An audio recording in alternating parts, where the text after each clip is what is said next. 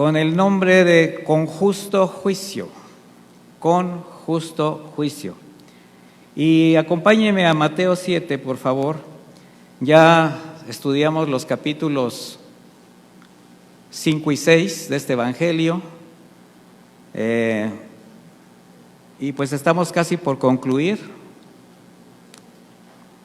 este precioso y vasto mensaje.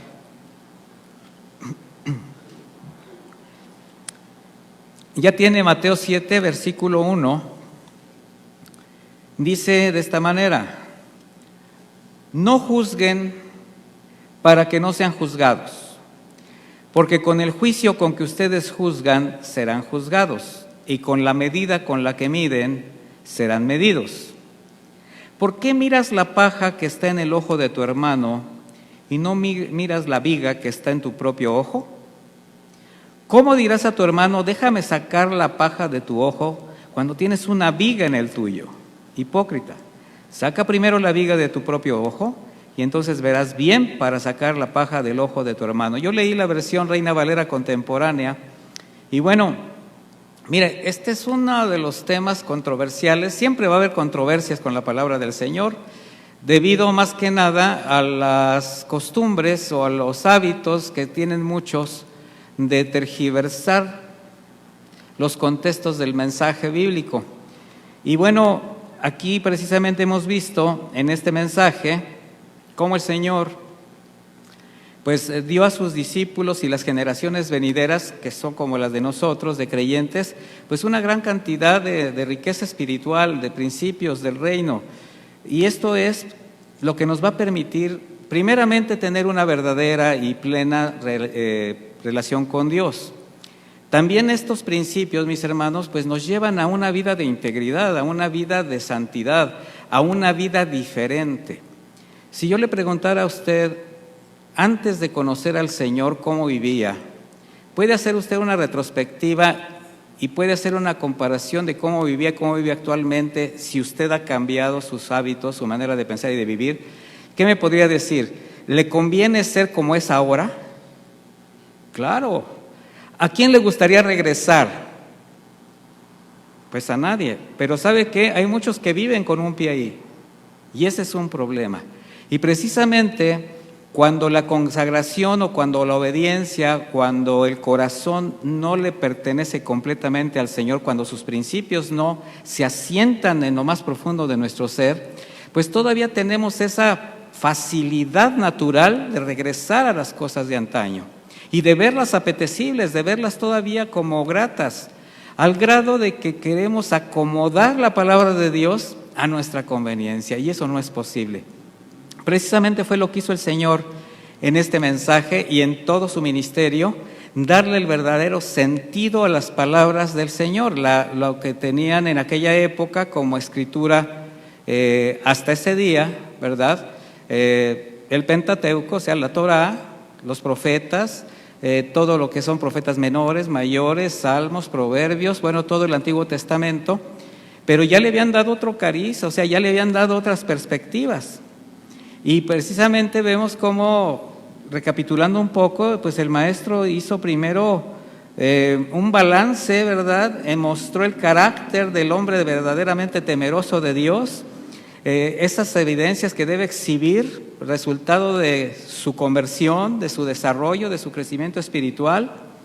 Luego hizo dos sencillas analogías con la sal y la luz para mostrar cómo el carácter puede afectar el entorno de la persona, ¿verdad? Y ahí es donde mostramos el verdadero propósito de por qué el Señor nos sacó de aquella vana manera de vivir. Así fue como el Señor después empezó a denunciar, ya estableciendo estas bases.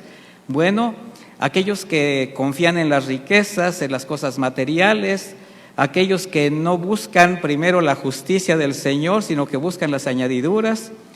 Y de esa manera, pues Él se estuvo señalando, advirtiendo sobre el riesgo de considerar las obras, ¿verdad?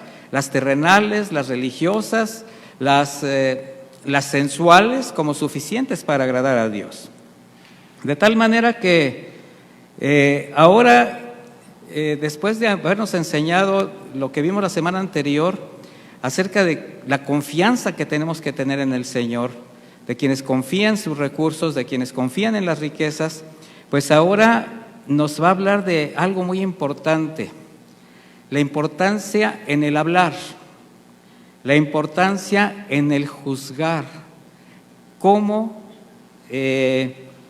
manejamos nuestro lenguaje, cómo expresamos tan fácilmente juicios o hacemos señalamientos con frivolidad, con imprudencia, y el Señor nos va a enseñar el verdadero sentido de juzgar. ¿Qué es juzgar? Discernir de manera correcta antes de emitir una opinión, antes de dar un criterio, una expresión sobre circunstancias o sobre personas, ¿verdad? Lo voy a decir así, es aprender a juzgar con justo juicio. Y con esta enseñanza el Señor lo que va a denunciar o denunció es la murmuración. Vamos a llamarle a la mexicana el chisme, el hablar detrás, la crítica dolosa, la difamación, la calumnia. También cabe la manipulación de la Escritura cuando no se presenta como debe de ser. Y esta es una actitud en el ánimo de quienes tienen la costumbre de usar las expresiones, pueden ser escritas, pueden ser orales, de manera irresponsable, con el ánimo de lastimar, de ofender, algo que el Señor sabía iba a afectar a la iglesia, una iglesia que estaba por nacer, algo que afecta la vida de la sociedad, de la familia, ¿verdad? Y ahora con las redes sociales, mis hermanos, este ofender de manera imprudente, irresponsable, yo diría cobarde, es muy del hombre inmaduro. Una de las prácticas más agresivas y recurrentes de la sociedad en que vivimos es esta, donde, enfatizo, las redes sociales se han convertido en el instrumento perfecto a quienes pues tienen ese hábito.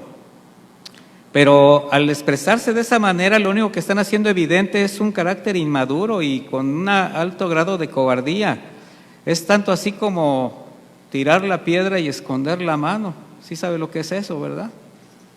Y dentro de la iglesia, mis hermanos, o sea, esto es hablando desde el punto de vista de la sociedad en general, pero dentro de la iglesia, este mismo carácter pues se ha hecho evidente y el Señor sabía que iba a suceder.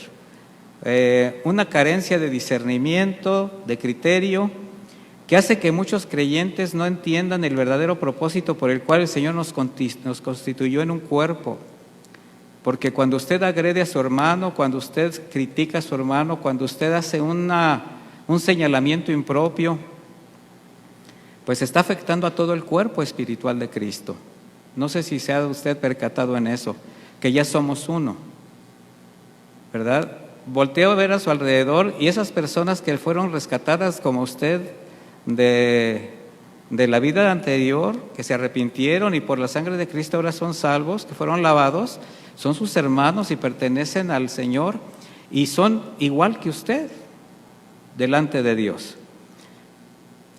Pero pues lamentablemente hay creyentes que por su condición inmadura, desobediencia o ignorancia, a veces la ignorancia también cabe en esto, pues son susceptibles de caer en estas prácticas y tienden a ser murmuradores o críticos mordaces, no se detienen ante nada, emitir juicios fácilmente, son personas prejuiciosas. ¿Sí sabes lo que es un prejuicio? Es hacer un juicio anticipado a algo cuando todavía no sabes nada.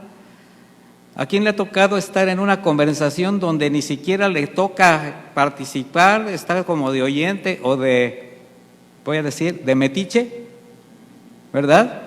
Y empieza a opinar de lo que no sabe, a externar opiniones sobre personas y circunstancias, haciendo señalamientos incluso hirientes, tratando de entrar ahí en esa conversación, y pues lo único que hace es caer en una situación muy grave, ¿verdad? Y estas personas prejuiciosas tienen esa especial disposición precisamente de emitir juicios sin indagar la verdad o considerar el daño que pueden causar a la persona. Antes de que usted emita un juicio, tiene que aprender a evaluar el peso de sus palabras. ¿Sabía usted que de toda palabra ociosa daremos cuenta delante de Dios al final de los días? ¿Y sabe qué es una palabra ociosa? Una palabra que se dice sin sentido, una palabra que no produce fruto, una palabra que no edifica, una palabra que se dice con el ánimo de lastimar, una palabra hueca, vana. Y eso hace que ofendamos. ¿Usted está consciente que ha ofendido a mucha gente con sus palabras? ¿O no? Vaya conmigo a Santiago 3, por favor.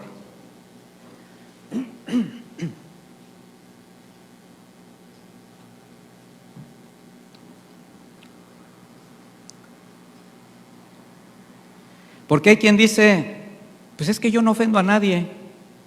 Pues ¿y qué dije? ¿Se han visto esas personas que, pues qué fue lo que dije? Y ya, escondieron la mano.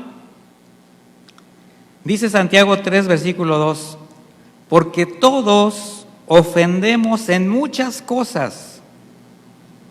Si alguno no ofende en palabra, dice, este es hombre cabal, capaz también de frenar el cuerpo entero. Y aquí hay una evidencia de dominio propio. Mire, Santiago está afirmando que todos ofendemos, y esa es una realidad. De diferentes maneras todos tenemos esa capacidad o esa inclinación a ser ofensivos. Y el común, la manera más común es precisamente con el mal uso de la lengua, vamos a decirlo así. Porque es fácil permitirse palabras ofensivas, difamatorias, críticas, ¿verdad? Sin pensar.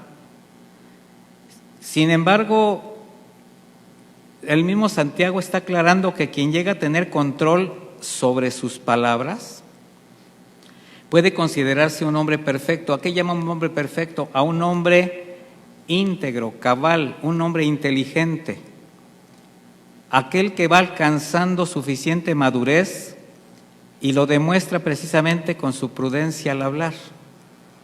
Cuando una persona es prudente, cuando una persona es pensante, cuando una persona tiene la capacidad de escuchar, de discernir antes de emitir un juicio, es una persona que podemos considerar sabia, completa, ¿verdad?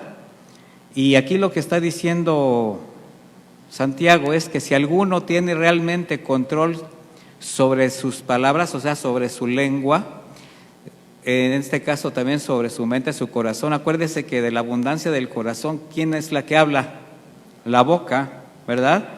Entonces, si alguien tiene ese dominio, también tendrá dominio propio para sujetar otras áreas de la vida, ¿verdad? Porque en el aspecto carnal, así como le decimos, la lengua es la parte del cuerpo que al hombre más se le hace difícil poner bajo control. Hay cosas que son más fáciles, pero el controlar la parte del hablar es más difícil. Y quien se guarda o evita ofender o lastimar con su manera de expresarse, pues dice la Escritura que ha alcanzado un dominio tal sobre esto que realmente ha logrado una meta espiritual. ¿Sí conoce usted personas prudentes? Personas que usted está platicando con ellas, incluso le dice usted, ¿me podrías dar una opinión al respecto o me podrías dar un consejo?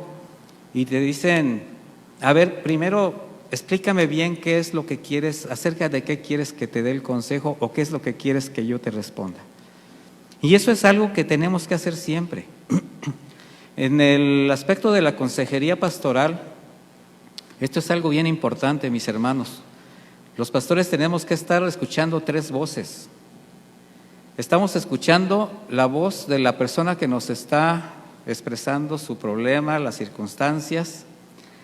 Estamos escuchando la propia voz de nuestra conciencia, porque muchas veces nos dicen algo y si reaccionamos visceralmente, pues lo que vamos a emitir va a ser un juicio casi parcial. Imagínense que me están hablando de algo que a mí me afectó en alguna ocasión. Yo ya sé que ya Dios me perdonó, ya perdonó a la persona que me ofendió, pero de repente lo que me está diciendo me hace recordar que algún día a mí me pasó lo mismo. Si yo no estoy controlado en mis emociones, si yo no tengo madurez espiritual, pues voy a dar un mal consejo, voy a reaccionar mal. Y la tercera voz que voy a estar escuchando, ¿cuál es? La del Señor. Y el consejo que le tengo que dar a esa persona, ¿cuál es? El de la voz del Señor, el consejo bíblico. O sea, no voy a estar esperando una voz que me diga, mira, dile así. No, a ver, ¿qué me estás diciendo? Me voy a la Biblia, este es tu consejo. Pero ya lo razoné, ya lo reflexioné y ya sé que lo que le voy a decir es algo que el Señor está avalando y le va a hacer bien a su vida. Voy a actuar de manera prudente y esto tiene que ser en la vida cotidiana.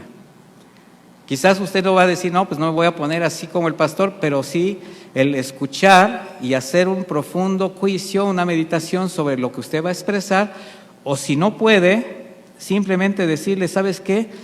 Creo que no estás preguntándole a la persona indicada, creo que tendrías que preguntarle a otra persona, yo no soy el indicado para darte un consejo.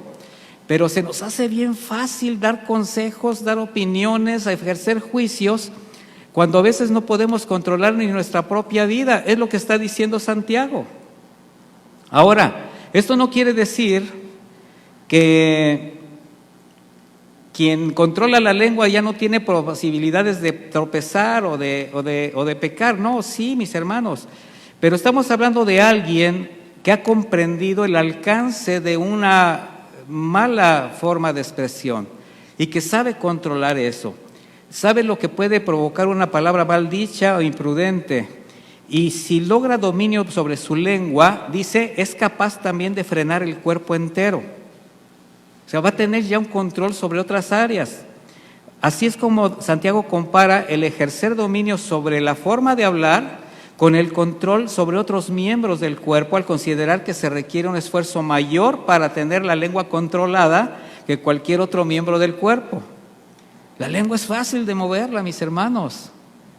Y hay partes del cuerpo que pues necesitan otro tipo de formas de expresión. No por eso vamos a asumir que es más importante esto de controlar la lengua a ejercer control sobre otras áreas de nuestra vida, no. Pero sí es una prueba de que quien puede alcanzar el control sobre un área así, pues puede alcanzar un control sobre otras áreas, el área emocional, sentimental, el cuerpo, físicamente. Porque con la frase todo el cuerpo, o sea, quien frena la lengua tiene capacidad de frenar todo el cuerpo, él está hablando de la suma del pecado que un hombre puede llegar a cometer. O sea, y aquí ya está hablando de todo lo que involucra tu vida. Si puedes controlar tu manera de hablar, vas a ser capaz de controlar más cosas, porque vas a ser prudente, vas a ser alguien que asiente los pensamientos, que lleve cautivo todo pensamiento a la obediencia en Cristo, porque si alguien puede controlar su lengua, entonces ¿qué ha logrado? Dominio propio sobre sí mismo, y esto le va a permitir resistir otras tentaciones.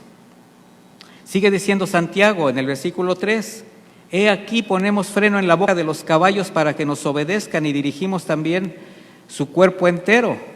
Dice, consideren también los barcos, aunque son tan grandes y son llevados por impetuosos vientos, son dirigidos por un timón muy pequeño, donde quiera, según el antojo del que los conduce. Entonces, con estas dos figuras, Santiago está ilustrando lo que acaba de afirmar, que controlar la lengua representa la posibilidad o la autoridad para ejercer dominio sobre todo el cuerpo. O sea, si un caballo con mucho brío, salvaje, con una voluntad férrea, fortaleza, es controlado por una frágil rienda, ¿verdad? Y un gran barco que siendo un objeto inanimado, pero que puede ser movido por el viento, bueno, a pesar de todo esto, un pequeño timón lo puede controlar. Entonces, si se puede controlar animales muy fuertes, naves enormes con objetos pequeños, ¿cuánto más deberíamos tener voluntad y dominio propio para controlar nuestra lengua? A lo mejor es un mensaje que a muchos no les puede gustar, no les va a gustar, de hecho no les va a gustar. ¿Quiénes dijeron? No levante la mano. Pero, mire, es muy terrible ser alguien así. imprudente. Dice el versículo 5, así también la lengua es un miembro pequeño, pero se jacta de grandes cosas. O sea, dice muchas cosas, expresa muchas cosas. Miren cómo un fuego tan pequeño incendia un bosque tan grande. O sea, esta es otra analogía. Así como un bosque puede incendiarse y consumirse por un pequeño fuego, ¿sabía usted que la mayor parte de los incendios forestales provienen de un descuido? De una pequeña briznita, de una pequeña chispa. A veces el dejar un vidrio y el calor, ¿verdad?, hace que esto produzca un efecto de lupa y pues comienza un incendio. Bueno, dice de igual manera una frase, una palabra. Voy a aumentar esto. Una enseñanza incorrecta, desviada, puede provocar un caos en la vida de una persona. Puede encender una llama que consumirá lo que toque. Familias, personas, sociedad, congregaciones. Por eso la lengua perversa con frecuencia es condenada en la Escritura. Vaya conmigo al Salmo 15:1, por favor.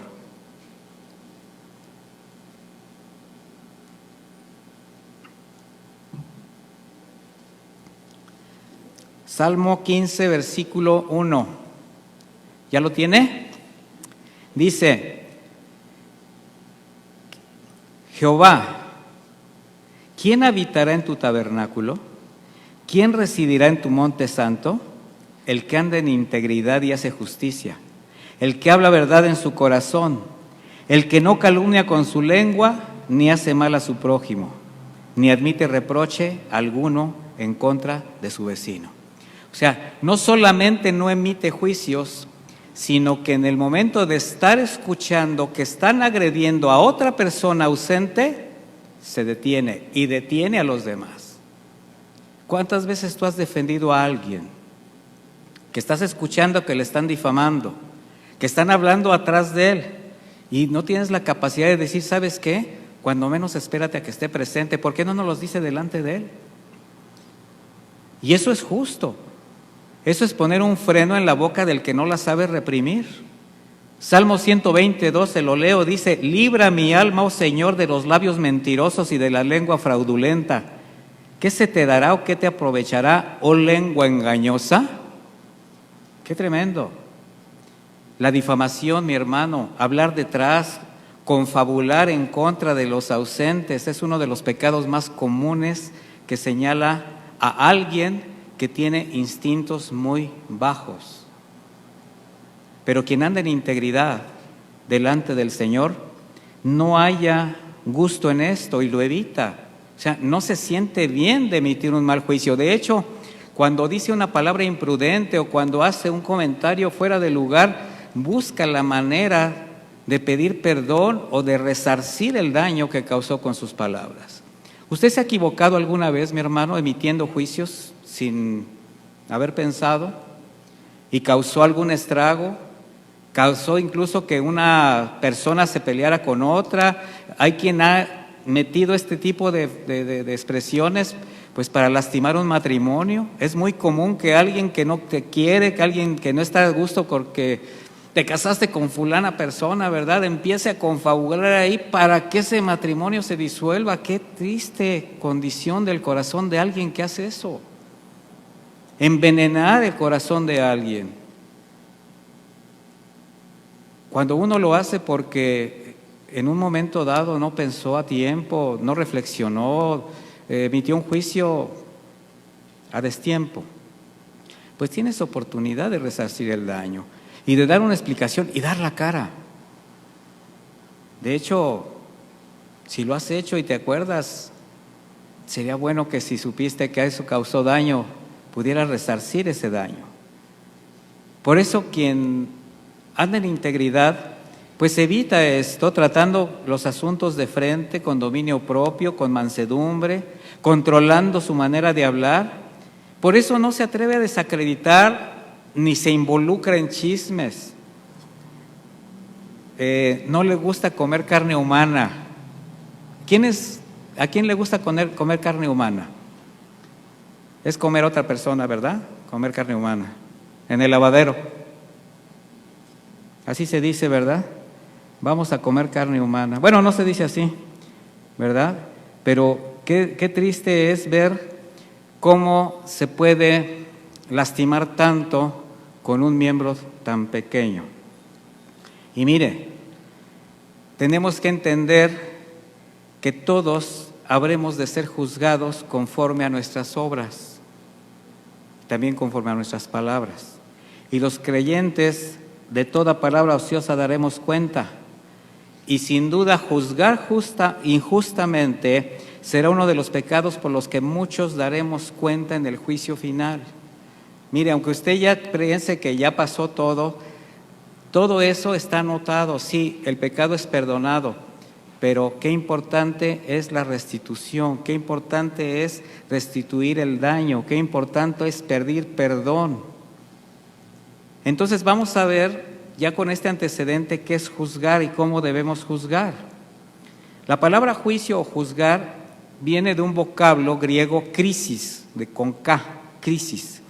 Y esta palabra indica un arduo y exhaustivo proceso de investigación de alguien que necesita llevar a cabo para distinguir, para reconocer, para considerar, para discernir y separar hechos con la intención de tomar una decisión. Es lo que hace un investigador para presentar pruebas ante un juez. O sea, es ocuparse en obtener, en depurar, en ordenar elementos en los que se base un juez para la emisión de una condena. Eso es crisis. Y de aquí vamos a ver qué es la palabra condena, porque de un juicio viene una sentencia. La palabra condena viene del griego, que también viene de la misma raíz, crima. No fue crisis, otro fue crima. Y crima es la decisión como resultado de la investigación. O sea, es lo que determina un justo juicio sobre las faltas de otros, es la sentencia. Usted lo conoce como veredicto, una decisión final, producto o resultado de una investigación, pero tiene que ser una investigación ¿cómo? Exhaustiva. Ese es un buen juicio. Dice Mateo 7:1, lo que leímos al principio, no juzguen para que no sean juzgados. Ahora sí vamos a entender más estos principios. Debemos ver que este pasaje, de acuerdo al contexto general, pues el Señor no está indicando el que no se pueda o no se deba hacer juicio sobre algo, sobre alguien. O sea, el Señor no nos está indicando que no podemos juzgar y ahora lo vamos a aprender. Tampoco está concediendo derecho o avalando el acto de juzgar de manera imprudente, sea de manera favorable o no. Porque puede uno juzgar mal, en contra o a favor. Puede uno con sus juicios favorecer a alguien porque me conviene, y eso también es un mal juicio. ¿Sí está de acuerdo conmigo?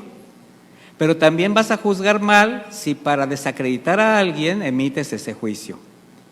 Entonces, el contexto que estamos leyendo, porque vamos a ver el contexto completo, va dirigido más en un sentido de autocrítica, porque si se van a dar cuenta, más adelante habla acerca de la paja y de la viga, una autocrítica, donde Jesús está señalando la intención y la forma de cómo surgen los juicios para evitar precisamente hacer juicios injustos. Porque en realidad no solo estamos autorizados para juzgar el carácter y las obras de alguna persona cuando nos compete. Y por ejemplo, cuando es un ministro o un pastor, un hermano, ¿verdad? Pues no solo estamos autorizados, sino lo tenemos que hacer. Estamos obligados. ¿Por qué? Por cuidado y orden, disciplina dentro de la iglesia. El buen juicio tiene que estar primero establecido dentro de la iglesia. Sin embargo, hacer juicios y críticas sin razonamiento, sin discernimiento, sin un respaldo escritural, pues va en contra de lo que también la Biblia nos enseña en cuanto al amor, la mansedumbre, la tolerancia y el dominio propio. Y esto se debe de practicar entre los miembros del cuerpo de Cristo. Por eso es necesario considerar en la Biblia siempre todos los contextos, también en una situación tienes que considerar todos los contextos. Pero, por ejemplo, si solamente leemos o se leen versículos aislados, así como este, que dice, no juzgues para que no seas juzgado, y te quedas ahí, bueno, parecería que no podemos juzgar. Sin embargo, esta frase, no juzguen para que no sean juzgados, indica que si no hacemos un verdadero análisis de los hechos para discernir, para considerar las circunstancias antes de emitir un juicio o una sentencia o una disciplina, pues eso ya significaría condenar sin hacer averiguaciones previas. De la manera como lo hagamos, necesitamos hacerlo siempre conforme a lo que nos manda la Escritura, porque de otra manera, pues hay una sentencia en esto también para el que juzga mal. Y vamos a ver cuál es. Mire, Gálatas 6:1 nos habla acerca precisamente de considerar a nuestros hermanos en el momento que se está emitiendo una disciplina. Dice Gálatas 6:1.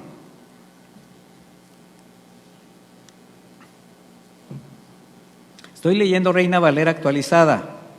Dice, hermanos, en Gálatas 6:1, en caso de que alguien se encuentre enredado en alguna transgresión, o sea, esté en pecado, esté en una falta, dice, ustedes que son espirituales, ¿quién son los que son espirituales? ¿A quién se refiere como espirituales? A los que tienen más madurez dentro de la iglesia. Está hablando de los ancianos, está hablando de los pastores, está hablando de los que están a cargo de alguna actividad. Dice, ustedes que son espirituales, restauren al tal con espíritu de ¿qué? Mansedumbre, considerándote a ti mismo, no sea que tú también seas tentado. O sea, cuando tú juzgues a alguien, cuando tú impongas una disciplina, cuando tú hagas un juicio, también considera hacerlo de manera mansa, tolerante, con amor. ¿Por qué? Porque estás hablando del cuerpo de Cristo. Considerándote a ti mismo, porque quizás algún día tú estés en una situación parecida. ¿Cómo te gustaría que te juzgaran? ¿Cómo te gustaría que te trataran? ¿Con dedo señalador? ¿Así pisándote la cabeza? Por ahí escuché yo recién que llegué a la fe y fue algo que me trastornó, ¿verdad? Que el ejército de Dios es el único ejército que mata a sus soldados heridos. Y fue algo que a mí me causó mucho impacto cuando empecé a conocer el carácter de muchos que se decían cristianos o se decían pastores. Me di cuenta de lo que se refería. Un hermano caía y ahí en ese momento todo se acababa el amor y ahí ya, pues como dice el dicho, chiva que no da leche a la birria, ¿verdad? Y bueno, entonces la razón para no juzgar es cuando el juicio es visceral, no es inteligente, no es discernido por el Espíritu Santo, es imprudente, sin hacer indagaciones, aclaraciones. Y esto va a acarrear consecuencias a la persona que así trate a otro. Dice, porque con el juicio con que ustedes juzgan serán juzgados. O sea, esta es la ley de la siembra y la cosecha, mis hermanos, y estamos delante de Dios. Y aquí con el juicio, dice, con el juicio que tú juzgas, la palabra juicio, ¿qué cree que usaron? Crima, con la condenación que tú hiciste. O sea, por tanto, si el juicio y la opinión o la opinión que alguien determina por la falta de otra persona, es de manera imprudente, malintencionada o ventajosa, bueno, esa sentencia que tú estás dando algún día vendrá sobre ti. Y con la medida con que mides, ¿qué? Serás medido.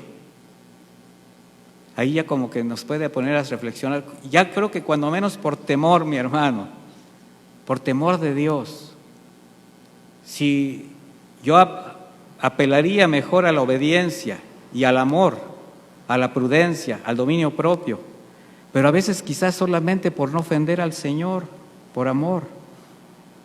Con la medida con que miden serán medidos. Medida del griego metreo significa porción, espacio, cantidad, valorar. Entonces, con esa medida, con ese espacio que miden, o sea, la aplicación, ¿qué es miden? O sea, la aplicación de la medida. Como cuando agarras un metro, ¿verdad? Y aplicas. Bueno, de tal manera, con esa medida que tú mediste, te medirán. O sea, será tu porción en cantidad, valor y espacio de la manera como tú juzgaste. Eso es algo que solamente Dios tiene anotado, mi hermano. ¿Tú crees que a Dios se le van a olvidar las cosas? Dicho de otra manera, con la misma severidad con la que hayas pronunciado juicio en contra de otra persona, esta se volverá contra ti el día que Dios habrá de juzgar a cada uno por sus obras.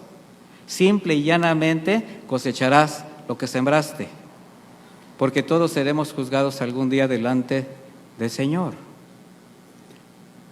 Hasta aquí, mis hermanos, si yo dejara el mensaje, parece entonces que está prohibido juzgar y que sería preferible no hacerlo en ningún sentido para no tener problemas. Pero vamos a seguir leyendo. Eso es lo precioso de la Escritura, que nos da contextos completos. Versículo 3. ¿Por qué miras la paja que está en el ojo de tu hermano? ¿Ya no está enseñando el Señor que se puede mirar? La frase ¿por qué miras la paja? Literalmente hace alusión a algo pequeño, un residuo de rama seca, una brizna de polvo de madera como aserrín. Así de repente, ay, mira lo que tienes en el ojo, ¿verdad? Una lagañita. Metafóricamente habla de una pequeña falta, de esas casi imperceptibles, pero que muchos hacen grandes. Dice, y no miras la viga que está en tu propio ojo. Aquí la frase no miras nos lleva a considerar con mucho detenimiento, con mucha honestidad, lo que decía yo hace rato, es una autocrítica, pues nuestra conducta. O sea, mírate tú primero, pásate por el mismo rasero con el que estás juzgando antes de emitir un juicio. ¿Qué significa? Considerar con mucho cuidado las propias faltas, tu forma de vida. Mire, hay una actitud de aquel que peca deliberadamente, de aquel que está en flagrante y deliberada desobediencia, hacer señalamientos para quitar la mirada de él y pasarla a otros. Y esto es bien común. Alguien está haciendo de las suyas y sabe que están a punto de descubrirlo, sabe que en cualquier momento lo pueden ver, y lo que hace es empezar a señalar a otros para desviar la mirada de sí mismo, y esto es algo bien común entre los malandrines. ¿Sí sabe lo que es un malandrín? Pues un malandrín, ¿verdad? Bueno, ¿qué está haciendo el Señor Jesús? Metafóricamente está usando la palabra viga, un tronco, para revelar una gran falta, un mal hábito, un vicio, un pecado. Y de esta manera lo que está haciendo el Señor es condenar precisamente esa especial tendencia a ser grandes los problemas o los pecados o las faltas de otra persona, minimizar los personales y murmurar, ¿verdad? Está el Señor evidenciando esa mala costumbre de poner faltas sobre los demás, una inclinación a culpar a otros por cosas insignificantes, asuntos sin trascendencia, ¿verdad? Ese mal hábito de pronunciar juicios precipitados, una manía de ver con lente de aumento las debilidades y fallas de los demás sin considerar la propia condición y solo para justificar sus propios pecados. Algo común entre la gente religiosa. Y ya saben a qué religiosos me refiero. A los que se quieren ver bien por fuera, pero por dentro el corazón está lleno de amargura, de corrupción, en este caso de resentimientos que quieren sacar en contra de alguien más. Y es bien común esto en la consejería, mis hermanos. Es que pastor me hizo esto y me hizo aquello y me hizo más allá. Y yo, ¿sabe qué es lo que hago? Siempre pregunto, ¿y tú cómo estás? No que me digas que bien te... O sea, ¿y tú cómo andas? ¿Ya hiciste lo que tienes que hacer? ¿Verdad? Pero siempre estás pensando en que cambie la persona de enfrente. Y hasta ahora, cámbialo, Señor, cámbialo, Señor. Cámbialo su manera de ser. No, tu oración tiene que ser, cámbiame, Señor. A mí cámbiame, Señor, muéstrame mi pecado, examíname, oh Dios, y ve si en mí no hay camino de maldad. Eso decía el salmista. Entonces, parafraseando, el Señor diría, ¿qué no has considerado que tú eres peor de aquel a quien estás juzgando? Una paráfrasis. Jesús que está confrontando al acusador que está haciendo juicio, condenando faltas que él mismo comete o quizás peores. Entonces, si aprendes a considerar que el pecado que estás señalando en alguien, tú lo practicas hasta en mayor proporción, frecuencia, pues entonces creo que tendríamos que cambiar la manera de emitir juicios. Considerar primeramente cómo estamos. Por eso dice el versículo 4, ¿cómo dirás a tu hermano, déjame sacar la paja de tu ojo cuando tienes una viga en el tuyo? Estás cegado por tu pecado y estás pretendiendo en esa ceguera espiritual, y lo voy a parafrasear de otra manera, ¿con qué calidad moral quieres tratar de sacar a la luz o juzgar un pecado que tú mismo acostumbras y ni siquiera te atreves a evitarlo? No intentas sacarlo de tu vida, porque no lo reconoces y no te arrepientes de hacerlo. ¿Qué calidad espiritual y moral tienes para hacer señalamientos? Algo así como a un borracho reprendiendo a otro borracho. ¿Se los imagina? ¿Verdad? El borracho diciéndole, mira nada más cómo tienes a tu familia, ya no bebas de esa manera, y con esto mismo con las drogas, con otro tipo. Un ladrón que critica a otro ladrón. Una chismosa que juzga a otra chismosa. Y hasta se pone como ejemplo, ve como yo. No, pues mejor no veo. Mejor no veo. De igual manera, mi hermano, con el que anda en adulterio, en vicios, o está amargado, ofende a su esposo, golpea a la esposa, lastima a sus hijos y se asombra de la violencia intrafamiliar. ¡Ay, qué barbaridad! ¿En qué sociedad vivimos? Y condena a otro por amargado, por adúltero. Romanos 2:1 dice, por lo cual eres inexcusable, oh hombre, quien quiera que seas tú que juzgas, pues en lo que juzgas a otro te condenas a ti mismo, porque tú que juzgas haces lo mismo. Así dice la Escritura. Entonces, ¿cabe decir que nadie tiene derecho a criticar, difamar y juzgar a otro si primero no está dispuesto a considerar su propia situación con la disposición a cambiar? O sea, tú no puedes pensar en hacer ese tipo de cosas si primero no te consideras a ti mismo. Y los creyentes que deseamos obedecer y honrar a Dios, ¿qué debemos tener? Una disposición a poner en orden nuestra vida. Y entre muchas cosas está ordenar nuestra manera de expresarnos, de señalar, de criticar, de juzgar la vida de los demás. Dedo acusador. Así dicen, ¿verdad? Cuando tú acusas con uno, 3 se señalan a ti. Será muy bueno meditar y reflexionar en solucionar,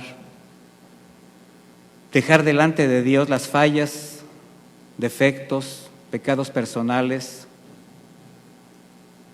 para que el Señor trate contigo. Y también mejor orar para que el Señor trate con lo de los demás y tú no entremeterte en aquello que no te compete. Que Dios trate.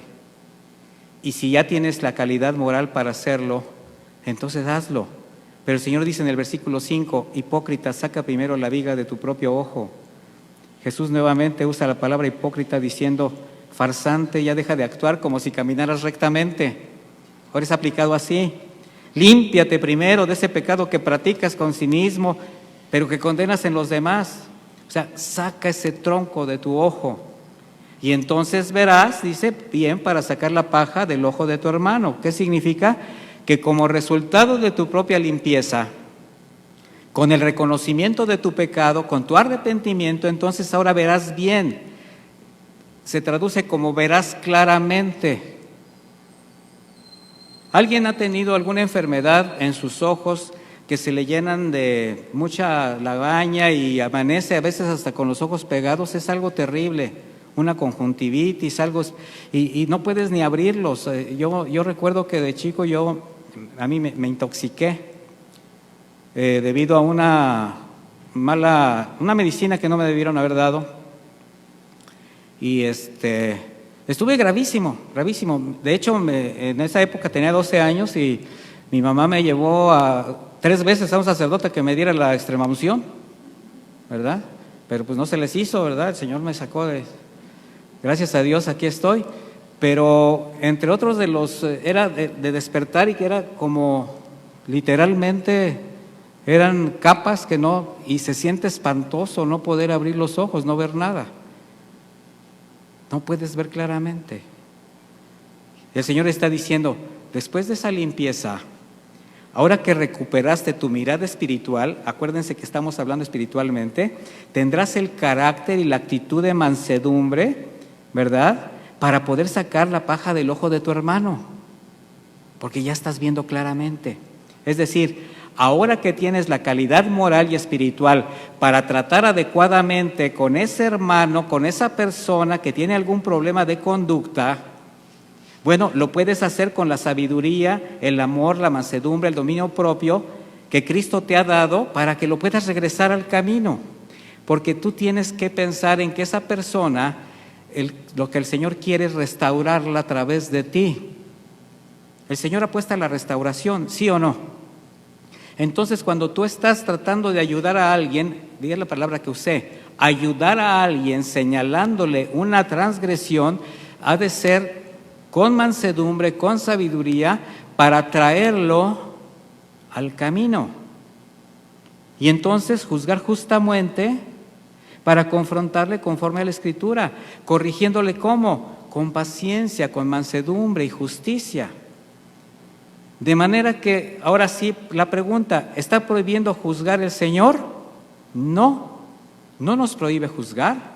Lo que está reprobando es que se juzgue y se condene cuando alguien está en la misma condición, ya sea haciendo o dejando de hacer algo que ofende a Dios y que lastima a tu prójimo. Porque no es más que hipocresía que estás usando para justificar tu propio pecado, desviando tu mirada o la mirada hacia las faltas de otro. Mire, imagínese un pastor lleno de amargura, lleno de rencor, de esos que tienen y agarran algo en contra de uno de sus fieles, de las personas que siguen en la congregación, que lo siguen, y está aconsejando sobre el perdón, predicando sobre el perdón. Y exige a los demás que perdonen, pero él no perdona. Y tú lo sabes. ¿Alguien conoce siervos así? Yo sí. Amén. ¿Qué está haciendo este pastor? Está juzgando a quienes no perdonan, pero él está en una condición peor que esa persona. Entonces no tiene la autoridad espiritual ni la calidad moral. ¿Para qué? Para aconsejar. Tendría que quitarse primero la viga. O imagínese si está enseñando sobre la fidelidad conyugal, el hecho sin mancilla, y predica en contra del adulterio, la pornografía, pero lleva una doble vida en ese sentido. ¿Conoce algunos así? Yo sí. O predica constantemente sobre el trato a la esposa como vaso más frágil, pero su esposa le grita, la agrede verbal, físicamente. Es hipocresía, mis hermanos, y no tiene calidad moral.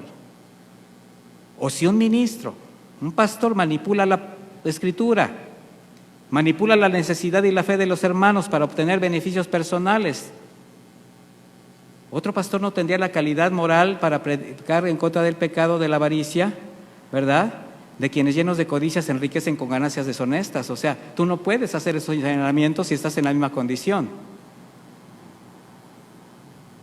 Pero si no lo hacemos, entonces tenemos la autoridad moral y espiritual para denunciar la mercadería que muchos falsos pastores hacen desde los púlpitos, porque hay calidad moral. ¿Qué se denuncia? El pecado, la transgresión. Por este tipo de mensajes muchos dicen, no, es que ustedes están agrediendo a los pastores, ustedes están No, no estamos agrediendo a nadie, estamos señalando un pecado. Si se pone su saco, ese es su problema. Así bajo esa norma está enseñando Jesucristo cómo se debe juzgar, cómo se puede pronunciar juicio fuera y dentro de la iglesia, ya sea en tu vida personal particular o a quienes agreden el cuerpo de Cristo. Pero mire, hay una terrible costumbre debido a la manipulación que muchos hacen de la palabra, que cuando se llega a disciplinar a alguien o a juzgar justamente por un pecado, hay quienes protestan y se ofenden y acusan a los pastores de falta de amor. No, es que ¿cómo es posible? ¿Se acuerda aquel caso donde el apóstol Pablo incluso dijo, al tal que comete tal pecado, ya lo he juzgado, tienen que echarlo de la iglesia, excomulgarlo? Imagínense, lo hace uno, si nada más porque los disciplina, dicen que no hay amor. Y se tendría que hacer. Ahora pregúnteme, ¿usted le ha dicho a alguien que si no se conduce correctamente, lo excomulga de la iglesia? ¿Lo ha hecho? Pregúnteme. Sí, lo he hecho. Porque yo tengo que cuidar la calidad espiritual y la integridad de ustedes, mis hermanos. Y una manzana podrida puede contaminar a las demás. Por esa causa también una gran cantidad de denominaciones tienen una tendencia a afirmar que no se debe de juzgar, argumentando que es incorrecto, inmoral o antibíblico, y que si intenta alguien juzgar el pecado de algún pastor o hacerle un señalamiento, pues lo cuestionan indignándose, diciéndole, no juzgue a los ungidos de Dios. ¿Ha escuchado eso? Y manipulando la Escritura sacan de su contexto pasajes de la Biblia donde no tienen nada que ver con esto. Vamos a uno nada más como ejemplo. Vaya conmigo a 1 Samuel 26:6.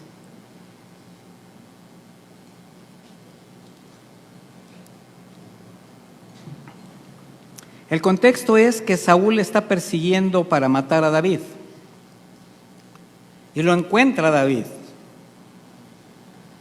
Dice, David preguntó a Ahimelech el Eteo y a Abisai, hijo de Sarvia, hermano de Joab, diciendo, ¿quién descenderá conmigo al campamento a Saúl? Y Abisai dijo, yo descenderé contigo. Entonces David y Abisai fueron de noche a la gente de guerra, y he aquí que Saúl estaba acostado durmiendo en el centro del campamento, con su lanza clavada en la tierra a su cabecera. Abner y el pueblo estaban acostados alrededor de él. Entonces Abisai dijo a David, hoy ha entregado Dios a tu enemigo en tu mano, ahora pues déjame que lo hiera con la lanza, lo clavaré en la tierra de un solo golpe y no tendré que darle un segundo. David respondió a Abisai, no lo mates, porque ¿quién extenderá su mano contra el ungido del Señor y quedará sin culpa? Dijo además David, vive el Señor, que el Señor mismo lo herirá, o le llegará su día y morirá, o no irá a la guerra y perecerá. Pero el Señor me libre de extender mi mano contra el ungido del Señor. Ahora pues, por favor, toma la lanza que está a su cabecera y la cantimplora de agua y vámonos. Igualmente, cuando entró a la cueva aquella de Dulam, que donde también le decían sus colaboradores, el Señor te ha entregado a Saúl. Cuando está hablando David de no tocar el ungido de Jehová, ¿de qué está hablando? ¿De hablar mal o de matar físicamente? Entonces no confundamos agredir físicamente con juzgar justamente para sacar a la luz un pecado. Son dos cosas bien diferentes. Y así es como muchos argumentan, no juzgues al ungido de Dios. No, espérate, aquí dice que no te mate y no te voy a matar. Por eso a ese tipo de pastores no les importa engañar a la gente para someterlos con tal de conseguir sus propios propósitos. Pero bueno, si Jesús hubiese prohibido juzgar ese tipo de maestros, prácticas de pastores, entonces ¿por qué dijo en Mateo 7:15, que luego veremos, guárdense de los falsos profetas que vienen a ustedes vestidos de lobos, vestidos de ovejas, pero por dentro son lobos rapaces? Por sus frutos los reconocerán. O sea, ¿qué es reconocer con un fruto? Es juzgar la vida de una persona, mis hermanos. Por eso el Señor dice, guárdense de los falsos profetas, o sea, presten atención, tengan cautela, Cuídense de esa doctrina de falsos maestros, disciernan, vean, juzguen su mensaje para que no sean engañados. Así el Señor manda y exhorta a la iglesia a juzgar las prácticas indecorosas dentro del cuerpo de Cristo, pero con justo juicio. ¿Y cómo los vas a juzgar? ¿Cómo los vas a comprender? Por los frutos, no por las apariencias. Frutos dignos de arrepentimiento de quienes estamos puestos en la iglesia como pastores.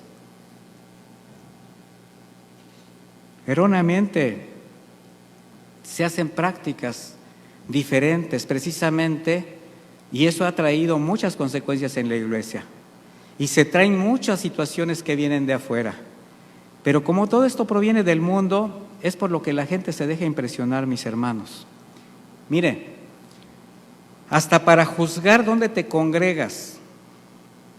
Hay quienes juzgan una congregación por la cantidad de gente que se congrega, por el aparataje que tienen, por el gran conjunto musical, porque no podemos hablar de adoradores cuando son personas que se dedican a veces en un grupo musical secular o trabajan en otras actitudes, pero lo que quieren es tener un espacio donde la gente se impresione. Pero no es el lujo ni la cantidad de congregantes lo que refleja la predicación del verdadero evangelio, mis hermanos, sino vidas transformadas, vidas consagradas que obedezcan a Dios. El Señor también dijo en Hebreos 13:7, acompáñeme ahí.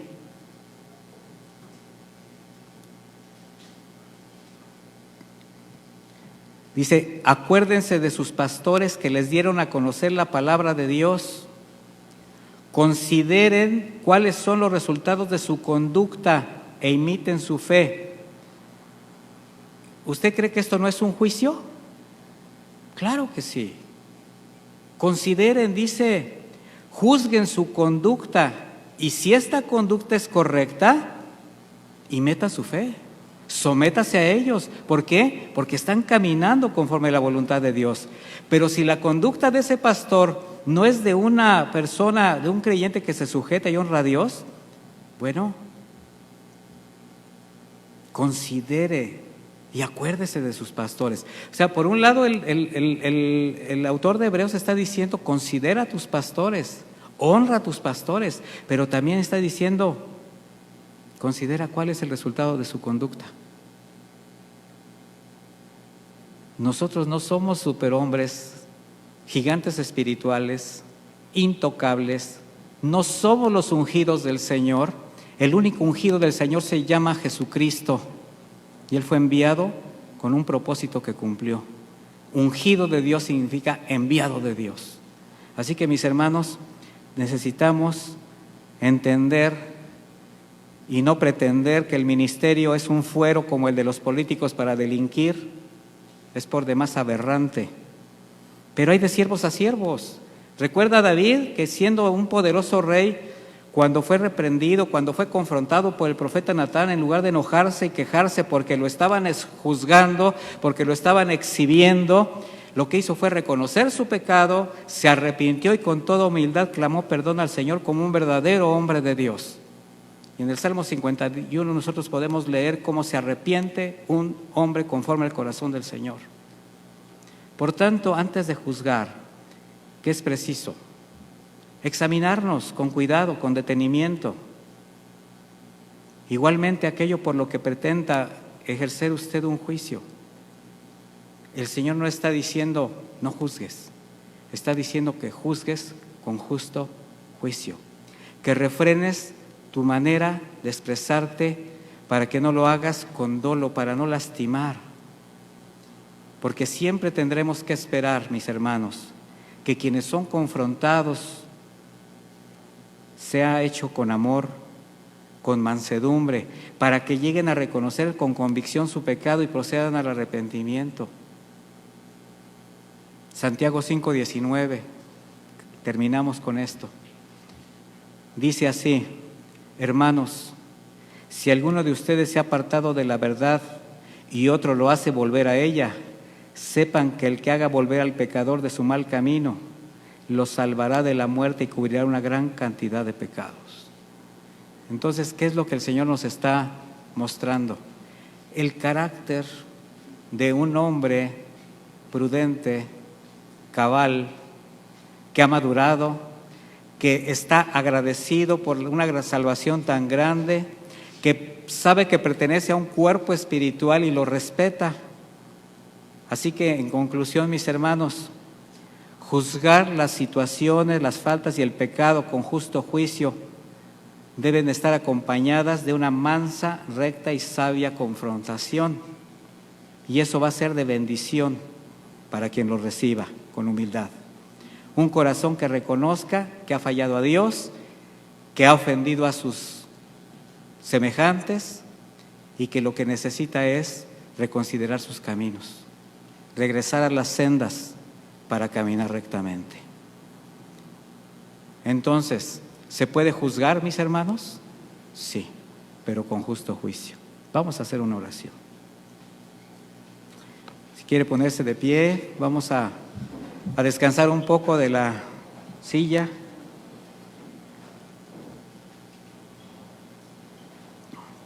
Y pidámosle al Señor más sabiduría, más sabiduría. Bendito Dios, te damos muchísimas gracias por tu palabra. Te damos gracias, Señor, porque con cada mensaje, Señor, de este precioso mensaje que diste en ese monte del Calvario, monte de los Olivos, tú nos has mostrado principios del reino que nos han hecho estremecer, que nos han confrontado, que nos han puesto quizás en una situación muy crítica, pero finalmente, Señor, hemos estado comprendiendo que todo lo que tú nos has mostrado solamente es con la finalidad y con el propósito de seguir limpiando nuestras vidas, Señor. Muchas gracias, Padre eterno. Muchas gracias porque con tu palabra nos limpias, nos purificas, nos santificas, pero también nos direccionas a una forma diferente de vivir.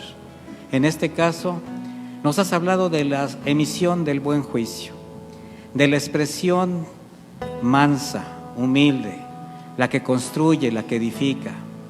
Señor, perdónanos. Perdónanos si te hemos ofendido a ti por haber ofendido a nuestros hermanos. Perdónanos porque hemos sido imprudentes en nuestra manera de hablar.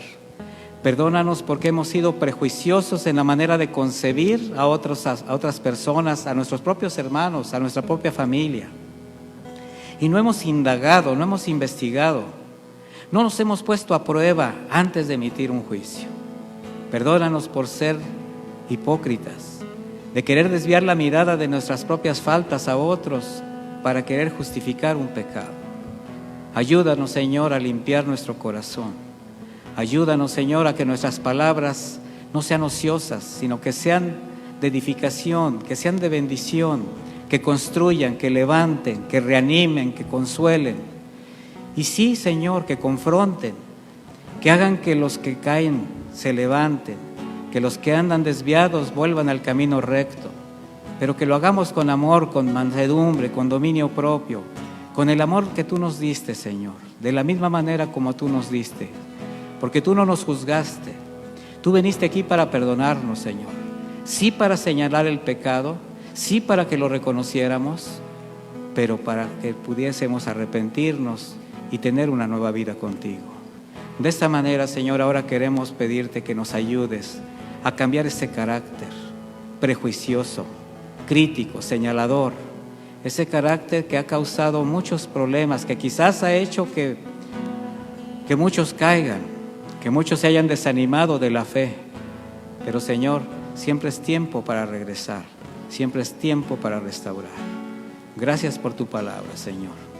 Abónala en el corazón de mis hermanos y que cada uno entienda el camino y la decisión que debe tomar a partir de hoy. Gracias, Padre, en el nombre de Jesús. Amén y amén. Que Dios les bendiga, mis hermanos.